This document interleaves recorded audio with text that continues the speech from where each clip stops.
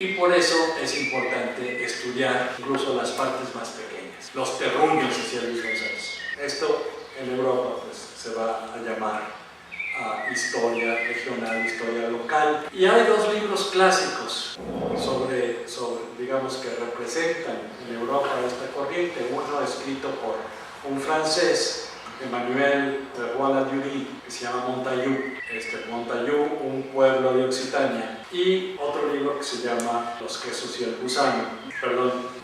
los gusanos, de Carlo Ginzburg. Montaillou es básicamente la historia de este pueblo en el siglo XIV, a donde había llegado la herejía albigense o cátara, que le llamaban, y por tanto había sido señalado por la Inquisición como un pueblo peligroso. Un inquisidor, que luego fue papa, va y hace estudios de caso antropológicos de todos los habitantes, y esos estudios de caso, esos interrogatorios inquisitoriales, se transcriben verbatim, literalmente. Y entonces pues hay este archivo maravilloso que se encuentra de Leroy-Ladurie y dice, pues ahora yo puedo escribir una monografía antropológica sobre este pueblo con base en este inquisidor, pues que sin saberlo era también etnógrafo, ¿no? Realmente una descripción antropológica igual, preciosa. El libro de Carlo Ginzburg está también basado en interrogatorios de la Inquisición, pero un personaje, un molinero, que estaba un poquito chiquis. Pues se imaginaba maravillas, ¿no? Pero tenía toda una teología propia. Entonces estos dos libros ahora son considerados como clásicos de una nueva vertiente de historiografía mundial. Pero resulta que Pueblo en Vilo se había publicado antes. Es decir, Pueblo en Vilo es de 1969, si no me equivoco. Y tanto Montaillou como El queso y los gusanos son libros de los 70. Entonces se ve que hay como desarrollos paralelos en esta historiografía, que es la historiografía de la diversidad, pero también la historiografía de la cultura local, de una cultura local que está conectada con las culturas más amplias de la región, la nación, incluso del mundo, pero que tiene su especificidad, su propia dinámica. Los antropólogos tuvieron un papel, ¿no? Tanto Leroy-Ladurie como Ginzburg declaran su deuda con autores como Victor Turner, Clifford Geertz, pero con Marcel Mauss, cierto. Hay otro libro también muy interesante de Leroy-Ladurie, que es el estudio de un carnaval en un pueblo. Se llama El Carnaval en Roma. Roma es un pueblo también del sur de Francia. Y hay este libro de una historiadora norteamericana, Natalie Davis, se llama El retorno de Martín Guerra. Hicieron una película sobre ese libro, muy interesante, que es sobre un joven francés que suplanta la identidad de un soldado muerto y vuelve a su pueblo diciendo yo soy aquel, y pues está ahí la esposa esperándola, y su casa y su trabajo y sus propiedades, y finalmente lo descubren, también la Inquisición lo interroga y lo ahorca, pero queda todo su testimonio. Entonces a través de este caso la autora reconstruye la vida de la comunidad, las formas de pensar, los valores, las costumbres, ¿no? Entonces bueno, tenemos ya un tipo de historia que es historia antropológica. Y Luis González a su vez pues es el que como historiador en México inaugura este género, un género que lo emparenta directamente con la antropología. Es decir, hay algo que se dice mucho, y es cierto, de Luis González, que es un gran innovador como historiador, porque hasta entonces los historiadores se dedicaban a hablar de México así como totalidad. Y Luis González habla de su pueblo. Por supuesto, siempre ha habido gente que escribe historias locales. La diferencia es que la historia de Luis González la lee todo el mundo. Los historiadores de pueblo que existían antes, o en Jalisco, pues hay un señor que se llama Luis Pérez Berría, se llamó Luis Pérez Berría, que vivió en la época porfirista y escribe la historia de Jalisco, y está muy bien, es una historia, digamos, positivista, bien hecha. Pero pues ¿quién leía la historia de Jalisco? Ya ni los jaliscienses, ¿no? En cambio, el libro de Luis González tenía un interés que iba más allá de lo local. se derramaba hacia otros ámbitos y que decía muchas cosas sobre México y su tiempo. Los historiadores no lo hacían, pero los antropólogos. Es decir, los antropólogos que en México aparecen con la reapertura del Museo Nacional en la época porfirista, desde que empiezan a llamarse antropólogos, empiezan a hacer historias locales, sobre todo influidos por este personaje que ya mencioné, que era Franz Boas, que él sostiene que la antropología es en realidad una historia local, que para dar cuenta de la cultura de un lugar es importante conocer cómo es el lugar, cómo las gentes que viven en ese lugar han llegado a ser lo que son, y exige que sus discípulos realicen, cuando no encuentren fuentes documentales, realicen entrevistas pues, a los viejos, a la gente que tiene memorias, que tiene recuerdos, que guarda objetos del pasado para reconstruir la historia de su localidad.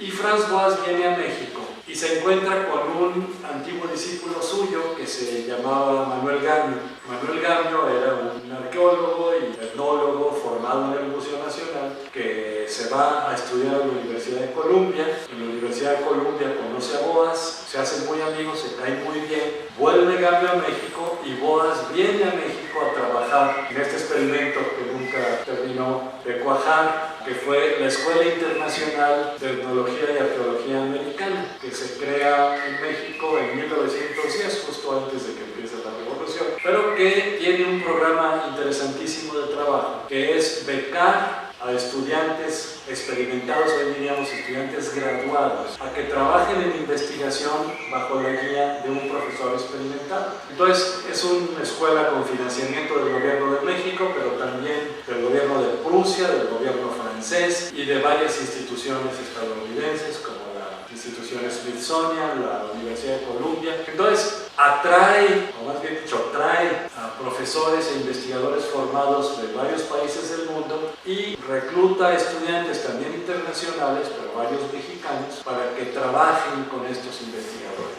como tutorados por estos investigadores. Y uno de estos estudiantes es Manuel Gamio, que por supuesto trabajó con Boas y que tiene ciertas diferencias teóricas con Boas, pero sí, siempre siguen siendo muy amigos, porque Gamio finalmente era positivista y Boas pues no, Boas venía de la otra corriente. Pero Gamio acepta la importancia del concepto de cultura para entender la vida de la gente, y Gamio realiza este estudio pionero fantástico que se llama La población del Valle de Teotihuacán, se publica en 1921. Es una obra colectiva coordinada por Gamio, pero una parte de esa obra es la historia del Valle de Teotihuacán, en donde usa todo tipo de fuentes. Usa arqueología, usa documentos, usa testimonios orales, usa incluso estudios de la transformación del paisaje. Esto es muy interesante, es una obra pionera no solo en México, yo diría en el mundo, en donde se usa el estudio del paisaje como historia, es decir, cómo el paisaje se ha ido transformando debido a una serie de acontecimientos,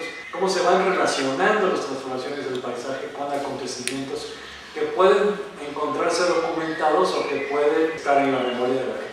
Gamio escribe una síntesis de esa obra. En esta síntesis que hace Gamio pues está, yo diría, un modelo tanto para la historiografía interesada en la diversidad como modelo de estudios antropológicos. Entonces los estudios antropológicos que vamos a encontrar a partir de esa época de los años 20, yo diría hasta la fecha casi, van a tener esta característica. Son estudios en donde la historia local tiene un papel muy importante. Lo que escriben Alfonso Villarrojas, Julio de la Fuente, Alfonso Favilla, Miguel Otón de Mendizábal, son los autores que están escribiendo en la época en que publica su primer artículo Luis González, y que Luis González los conoce. El único grado académico que tuvo Luis González fue una maestría en antropología, expedida por la Escuela Nacional de Antropología e Historia, porque el Colegio de México tenía un convenio con la Escuela Nacional de Antropología e Historia, por el cual estos alumnos del Colegio de México eran también alumnos de antropología y, por supuesto, compartían intereses, maestros, temáticas, etc.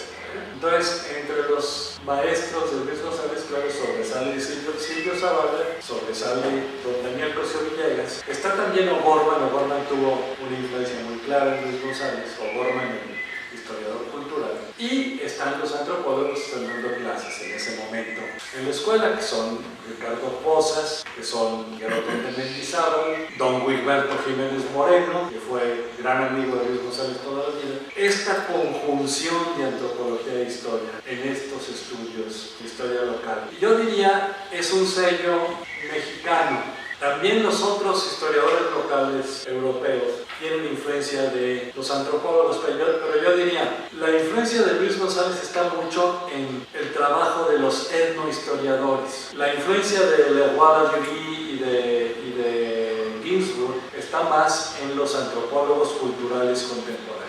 Para terminar este primer tema, en el cual ya casi que se fue todo el tiempo de la charla, encontramos pues esta conjunción de la antropología e historia en la obra de Luis González de una manera sumamente interesante y que está, por así decirlo, no solo reflejando y reproduciendo, sino contribuyendo a la discusión historiográfica y antropológica internacional. Dije que iba a hablar de 4 temas, apenas llevo uno, entonces no se asusten, no se vayan.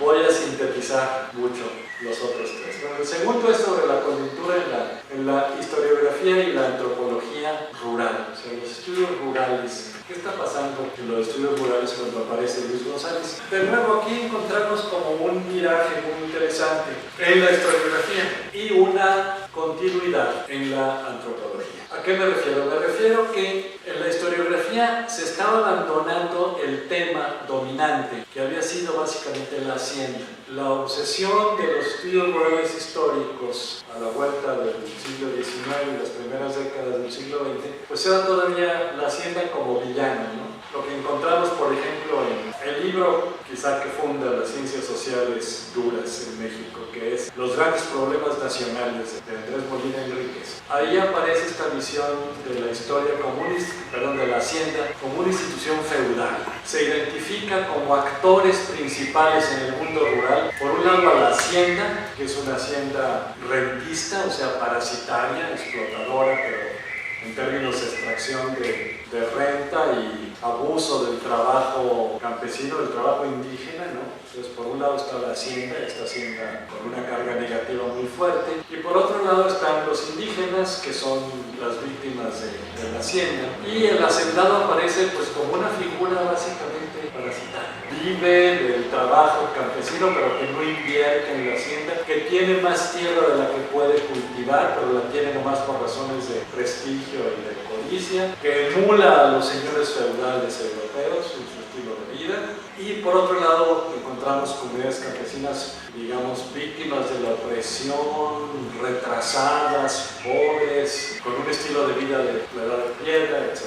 Se ve, en el libro de Molina Enríquez se ve moderado por la aparición de un tercer actor. Para él era el importante, que era el ranchero mestizo. Recordarán, Molina Enríquez era un positivista, pero era también un evolucionista. Él creía en que México era un país que iba en una trayectoria evolutiva hacia el progreso y que los factores dinámicos, los actores dinámicos en esa evolución eran los mestizos. Él decía, los blancos pues es la clase de los hacendados, son parásitos, no tienen una idea de nacionalidad porque piensan siempre en Europa y en Estados Unidos y están en decadencia. Los blancos no van a ser factor de unidad ni de progreso. Los indígenas pues están muy debilitados porque han sido víctimas de explotación durante muchos siglos y además están totalmente fragmentados. Entonces los que tienen una idea de la nación son los mestizos. ¿Quiénes son los mestizos? Los mestizos son las clases medias urbanas y son los rancheros.